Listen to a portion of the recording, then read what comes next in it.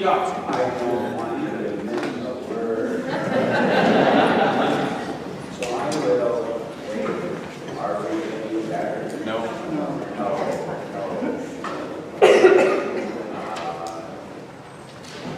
How about now? No. Okay. Do I have my microphone? Hey. Okay, that's great. Well, this is all right. Yes. Okay. Well, I want to say good morning to all of you, of course. And I want to start off with something this morning a bit whimsical. Might even sound irreverent, but I trust you know me well enough that it is all very well intended. I want to share with you a country western song that I learned about in the mountains of western North Carolina just over a year ago. And the name of the song is She Left Me for Jesus. Have any of you heard She Left Me for Jesus? Okay, you can Google it and you'll get the words as well as several YouTube performances. And I'm going to share with you the words right now. The singer is Hayes, but you don't need that in order to find it. We've been dating since high school. We never once left this town. We used to go out on the weekends and we'd drink till we drowned. But now she's acting funny and I don't understand. I think that she's found her some other man. Chorus. She left me for Jesus and that just ain't fair. She says that he's perfect. How could I compare? She says I should find him and I'll know peace at last. If I ever find Jesus, I'm kicking his ass. Next verse. This could be a hymn. She showed me a picture. All I could do was stare at that freak in his sandals with his long, pretty hair. They must think that I'm stupid or I don't have a clue. I'll bet he's a commie, or even worse yet, a Jew. Chorus, which I won't read again right now. She's given up whiskey and taken up wine. While she prays for his troubles, she's forgot about mine. I'm going to get even. I can't handle the shame. Why? Last time we made love, she even called out his name.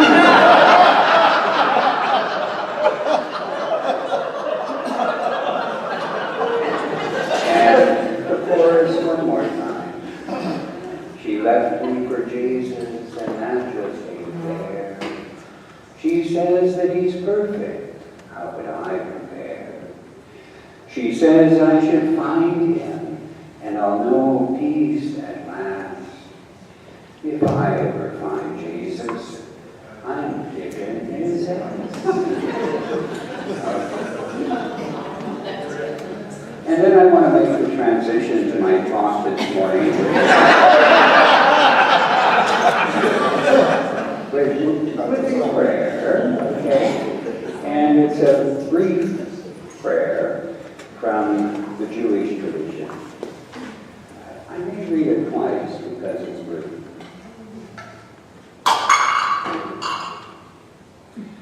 Days pass, and the years vanish, and we walk sightless among miracles. God, fill our eyes with seeing and our minds with knowing. Let there be moments when your presence, like lightning, illumines the darkness in which we walk. Help us to see, wherever we gaze, that the bush burns unconsumed. And we, clay touched by God, will reach out for holiness and exclaim in wonder, how filled with awe is this place, and we did not know her. And again, days pass, and the years vanish, and we walk sightless among miracles.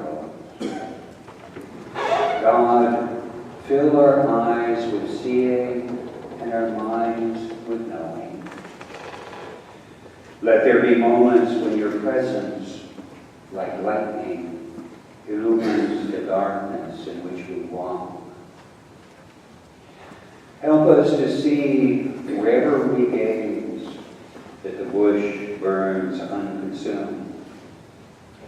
And we, clay touched by God, will reach out for holiness and exclaim in wonder, how filled with awe is this place, and we did not know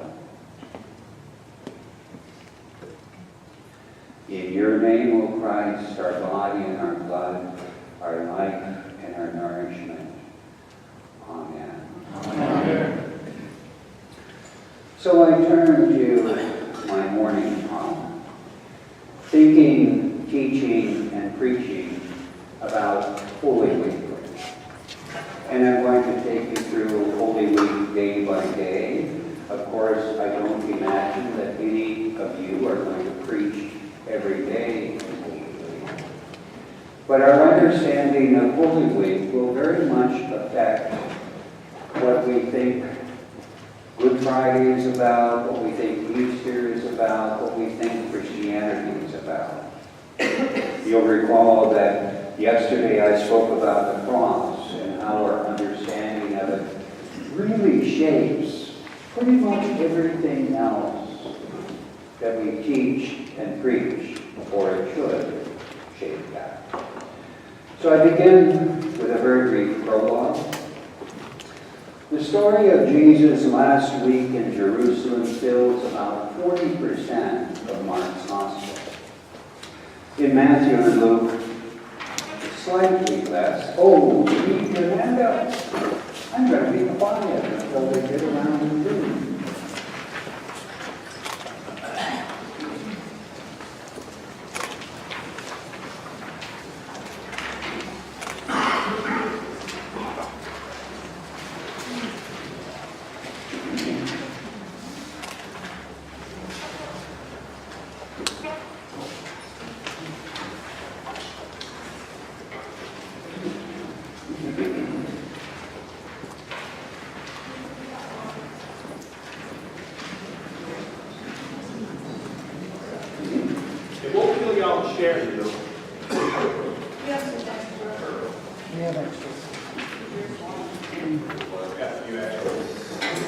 You know, if there are extras, you can sell them afterwards. We walk around.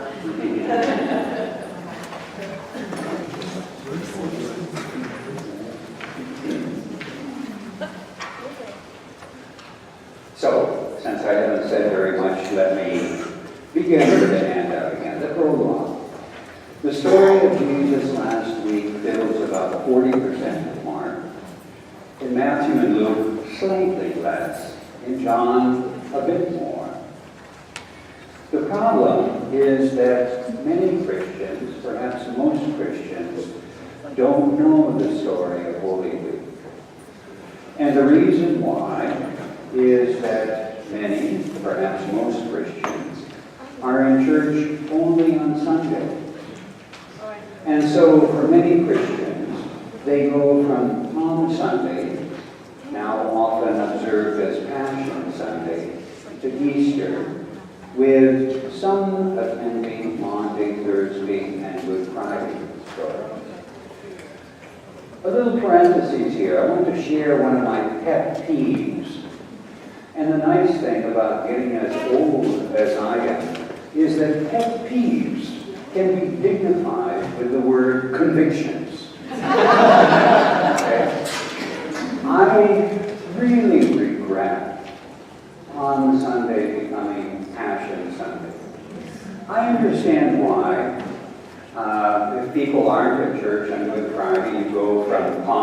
they would crown him with many crowns, to Easter, and what the hell happened in between, you know?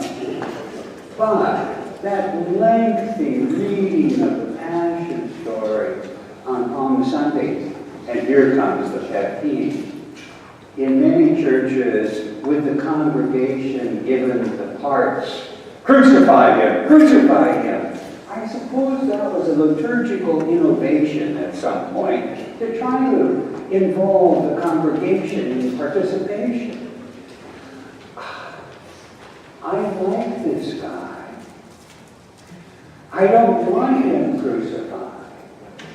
And to involve your congregation in shouting, crucify him, feeds that notion that all of us are responsible for his death because we're all sinners and that's why he had to die. End of that meeting. So I turn to the question, what is Holy Week about? And I began with a memory, thinking back to my childhood. And it's a question that can be asked of anybody who grew up in the church. By the end of childhood, at age 12 or so, what did you think Holy Week was about? For me, it was about its climax in Good Friday and Easter. Good Friday, as I mentioned yesterday, was about Jesus dying to pay for our sins. Easter was about God raising Jesus, defeating death, and opening up an afterlife for us. I now see the meaning of Holy Week very differently. And the obvious reason is that the Gospels, the Synoptics in particular, but also John in his own way, do not portray Holy Week that way. To summarize in advance in a sentence, Jesus last week was about conflict with the authorities, the power, the domination system that ruled his world. They killed him, and then on Easter, God vindicates Jesus as both Lord and Christ, says yes to Jesus and no to the powers that killed him. And of course, this is what I developed at some length yesterday afternoon. So, before Holy Week, the journey to Jerusalem, and here I provide a brief reminder of something I also said yesterday. At the center of the Synoptic Gospels is the story of Jesus' final journey to Jerusalem. Part 1 of each of those Gospels is set in Galilee. Part 3 is set in Jerusalem. Part 2, the middle, is the story of Jesus' journey from Galilee to Jerusalem. And, as I also mentioned yesterday, 3 times Jesus warns his followers of what will happen there. And I give you the Mark and verse references with parallels in Matthew and Luke. All of these warnings emphasize that the authorities will kill him, not that he's going there to die for the sins of the world. And each of these warnings is followed by teaching about following Jesus. Following Jesus is thus about following him to Jerusalem. That is the journey of Lent. During Lent, Jesus and we are going to Jerusalem. A few words about Jerusalem in the time of Jesus. Estimates of its population, its stable population, are around 40,000, a decent-sized city in that world. But at Passover, which was the major pilgrimage festival of the year, historical estimates are that the population of Jerusalem swelled to 200,000 or so. Obviously, there were not hotels to accommodate that many people, and so people would be sleeping in the open or possibly in tents or whatever. And Jerusalem has a pervasively ambiguous or ambivalent status in both the Old Testament and New Testament. In the time of Jesus, it was, on the one hand, the holy city, the traditional capital and devotional center of Judaism, the place of the temple, the only place where sacrifices could be offered to God, and the destination of pilgrimage. On the other hand, in the time of Jesus, it was the center of religious collaboration with Roman imperial rule, especially from 6 CE onward, when, too much information here, but when Archelaus, one of the sons of Herod the Great, was deposed as king of Judea, and from now on, Judea was ruled by a Roman governor and the high priest. The temple and its authorities, the high priest and his associates, called in the Gospels chief priests, elders, and scribes, ruled the southern part of the Jewish homeland where Jerusalem was on behalf of Rome. They owed their positions, and therefore their power and wealth, to appointment by the Roman governor, who could, and often did, replace them with others. To the extent that they collaborated with Rome, including collecting the annual taxes paid to Rome, the temple authorities were in charge of that. They remained in power. And then I note parenthetically, in much of the Old Testament, the Jewish Bible, Jerusalem has a similarly ambivalent status. It was, on the one hand, the holy city, and yet also for centuries the center of the monarchy, a native domination system. By the way, the problem with Rome wasn't that it was a foreign domination system. The problem with Rome is that it was a domination system. So I turn now to the last week in Jerusalem, the week of Passover. And if you've read the book co-authored by John Crossan and me, The Last Week, you will be familiar with much of this, though you will get it in about 25 minutes instead of having to read the whole book. But if you want the detail, you can find it there. I begin with Palm Sunday. In shorthand, what happens on Palm Sunday is an anti-imperial entry into the city. You all know about the Palm Sunday procession of Jesus and his followers coming into Jerusalem from the east. By the way, as Mark tells the story, and Matthew and Luke follow Mark at this point, it's clear that Jesus had arranged it in advance. He tells a couple of his disciples, go into the village over there, you will find a colt tied up, bring it to me. If the owner says, what's going on here, tell him the Lord means it. It's planned in advance. Okay? What very few people know is that a Roman imperial procession also entered Jerusalem from the other side, from the west, for Passover, as it did every year for Passover, not just in the year in which Jesus was crucified.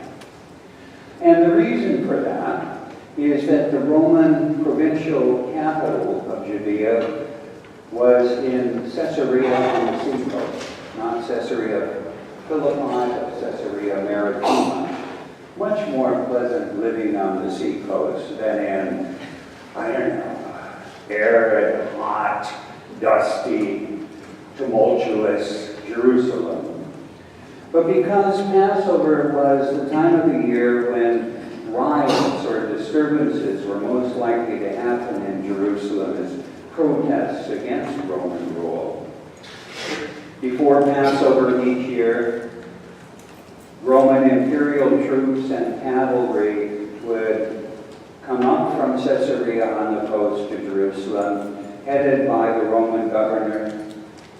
Imagine the scene: hundreds of foot soldiers, cavalry, all the pomp and panoply and power of empire entering the city, and their purpose was to reinforce the Roman garrison that was permanently stationed in Jerusalem in case there were disturbances during Passover. Now, Jesus and his followers would have known about that practice. And so his entering Jerusalem at the head of a procession from the east would have been a pre-planned public demonstration, a prophetic act, if you will, in the tradition of the prophets of the Old Testament.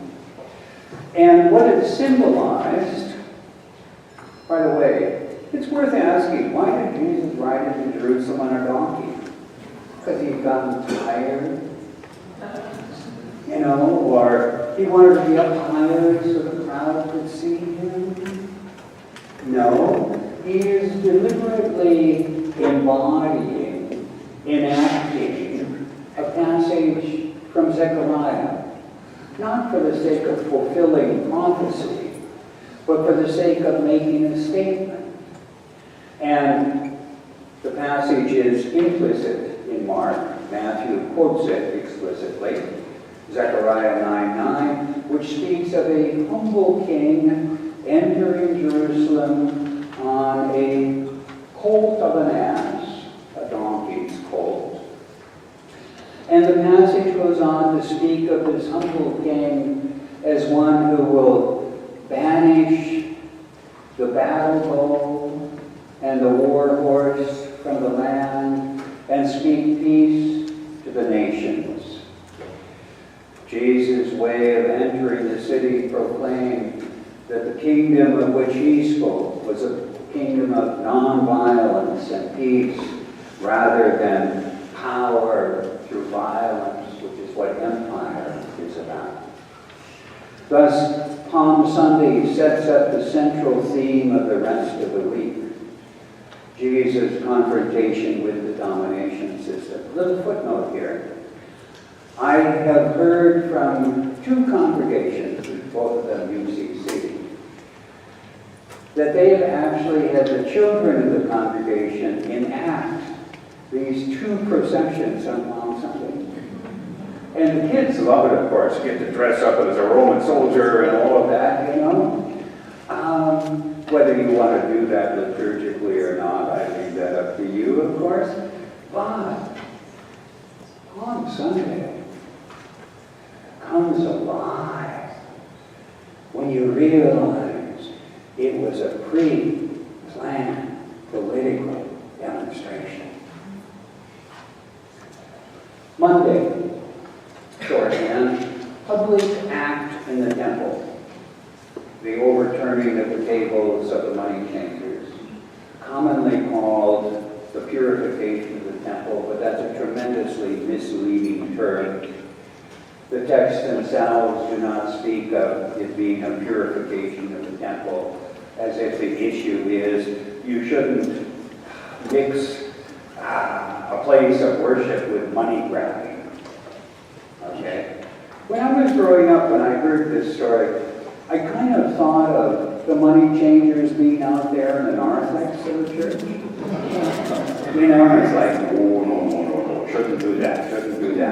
And I think that's why we Lutherans didn't do bingo in the church like the Catholics.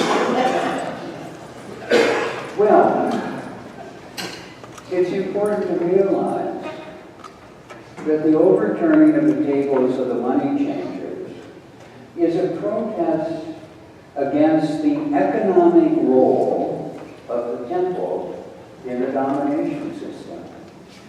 I've already mentioned that the temple authorities were responsible for collecting the tribute tax owed to Rome. The money changers are out there in part to change image-bearing coins to non-image-bearing coins. That's about the temple tax. And so when Jesus overturns the tables of the money changers, especially with the quotation from Jeremiah 7:11, it actually combines a verse from Isaiah 56 too, but let that go for now. You have made of the temple a cave of robbers. The temple has become the center of economic exploitation of the Jewish people. And after Jesus does this, we are told, the authorities want to arrest him. But they're afraid to do so because they're afraid if they do, the crowd will riot. The crowd, throughout Mark's story, is sympathetic to Jesus. Some of them supporters, but others furious, and so forth. And so the authorities are afraid to arrest him in public. Then Tuesday, the longest day of the week in terms of how many verses Mark takes to tell the story of Tuesday, dominated by debates, verbal conflicts, with representatives of the authorities in the temple courts where Jesus is teaching. Their purpose, the purpose of the authorities and the purpose of the debates which they initiate, is to discredit Jesus with the crowd so they can arrest him without causing a riot. And so we have questions about, by whose authority are you doing these things? And is it lawful to pay taxes to Rome, to Caesar? By the way, Mark tells us that's a trap question. Because if Jesus says, yes, it's lawful to pay taxes to Caesar, then he'll discredit himself with the crowds, or at least with some of the crowds. If he says no, then he has committed a treasonous act. And so he evades the whole thing, as he does in most of these controversy stories. He's enormously brilliant and skillful in debate. And so when he says, render unto Caesar that which is Caesar's, and render unto God that which is God's, he evades the trap.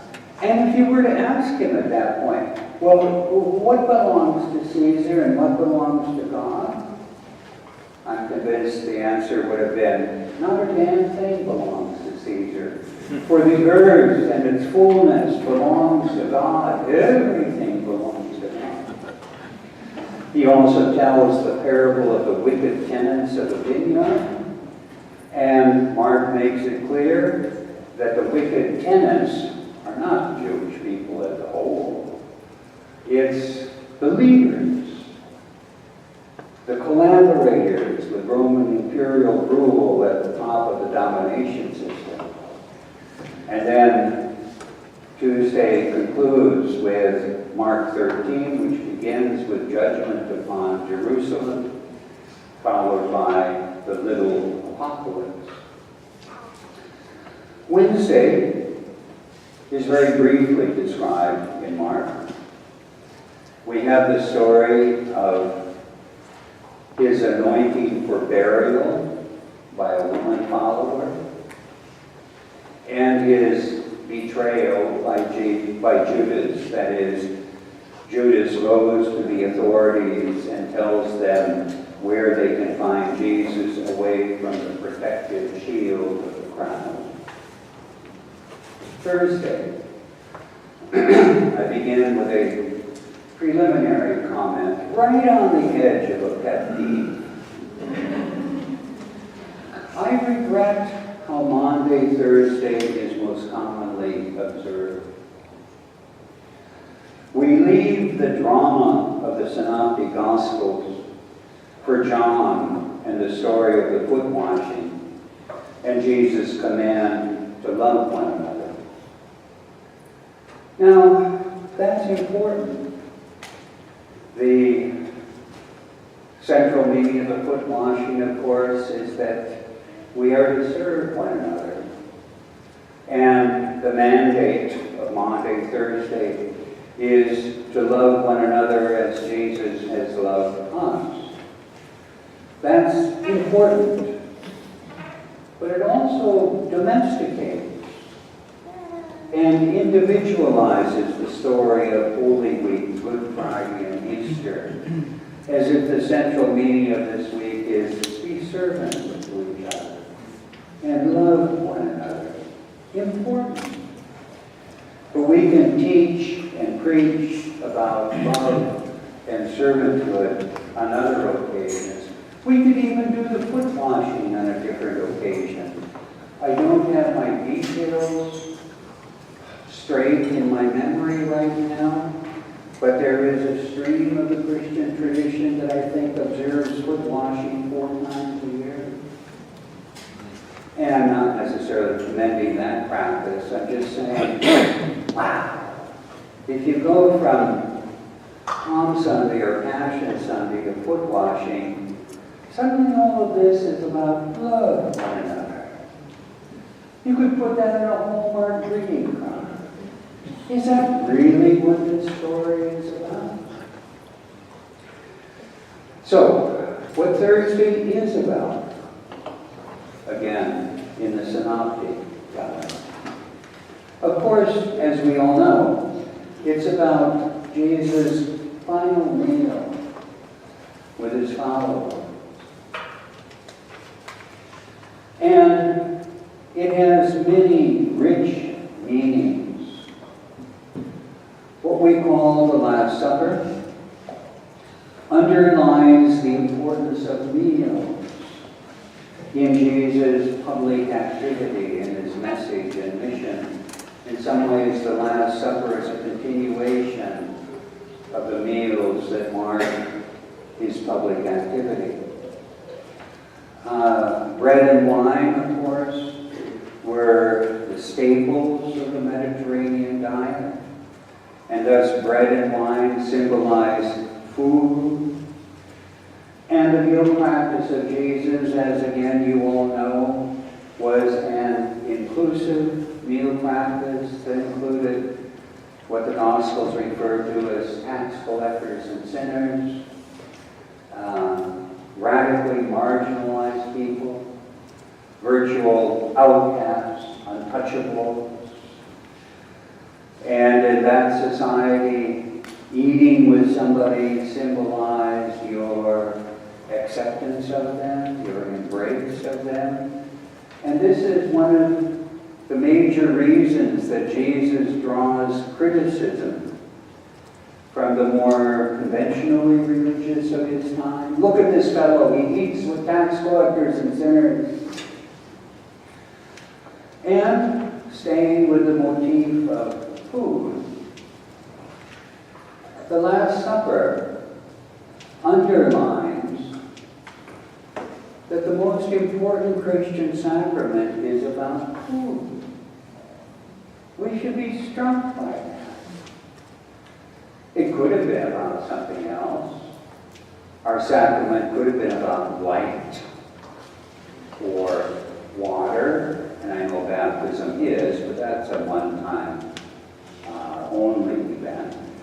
Our repeated sacrament is about food. There is, of course, also a spiritual meaning. We see this most clearly in John's account of bread in the wilderness. It's food for the journey. The meaning very nicely captured by a line from, I think it's 1 Kings. Take, eat, lest the journey be too great for you. And then the fact that bread and wine in the story of the Last Supper are identified with the body and blood of Jesus. You get separation of body and blood only in a violent death. To speak of body and blood points to the fact that Jesus is going to be executed. And then, of course, Thursday ends with Judas betraying him in the garden and his arrest in the Garden of Gethsemane. Friday, the powers execute Jesus. That's what I talked about yesterday. So I'm not going to say anything more about that right now. But I'm going to move to Sunday, Easter, and resurrection.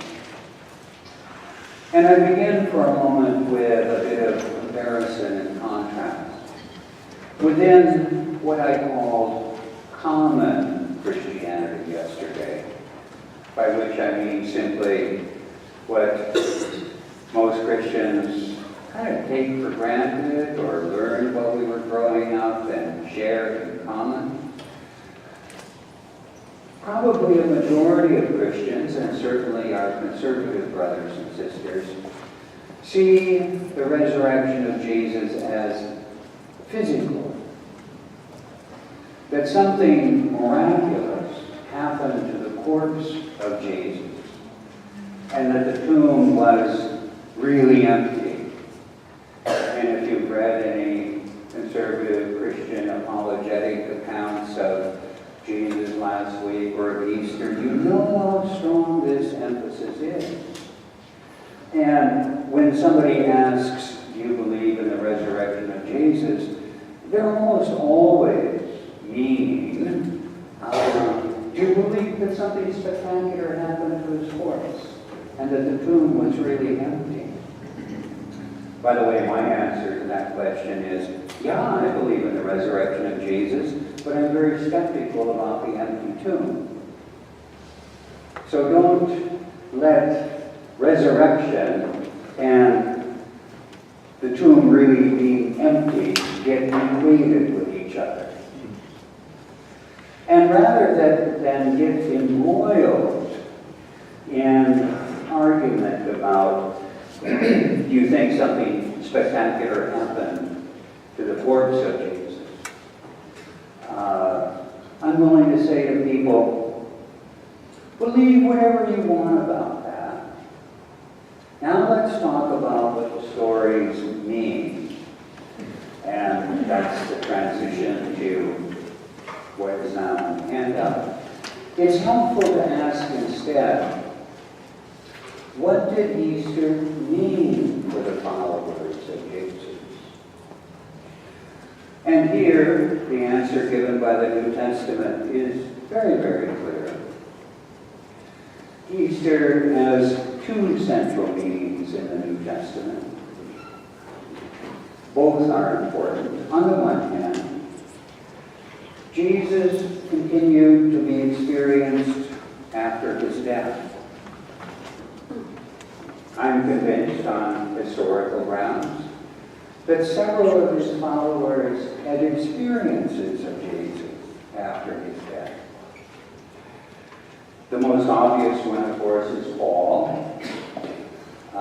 We don't know exactly when Paul's Damascus experience happened, but it was pretty early. But nevertheless, probably at least 3 years after the crucifixion, probably not more than 5. And Paul experienced the risen Christ. And it utterly transformed him, of course. Changed him 180 degrees from being a persecutor of the Jesus movement to being its foremost apostle in the Gentile world. Did Paul have an experience of the risen Christ? I think it's pretty unambiguous. Of course he did, and probably more than one. And Paul also reports that the risen Christ appeared to a number of others. He even gives us a list of names. And I don't think we're supposed to think of that as a complete list of names. And so, a central meaning of Easter is that Jesus was and is a figure of the present, not just of the past. In shorthand, Jesus lives. And by the way, these experiences have continued from the first century until now. I have no idea what percentage of Christians would say they've experienced Jesus, but I wouldn't be surprised if it were 10% or more. More Christians will say they've had an experience that seems overwhelmingly to them to be an experience of God. I've never had an experience of Jesus. My wife has, and it changed her life. And if Jesus continues to be experienced to this day, it kind of makes the question of whether the tomb was really empty somewhat irrelevant. I mean, suppose we discovered the bones of Jesus. And you all know there's this little controversy going on about whether we found the family tomb of Jesus at the ossuary in which his bones might have been put. I think it's a silly controversy. But if we did find the bones of Jesus and they could be unambiguously identified as the bones of Jesus, I don't know how that would be possible, but imagine it. Would we have to say, I guess all these people who thought they'd experienced Jesus over the centuries were wrong?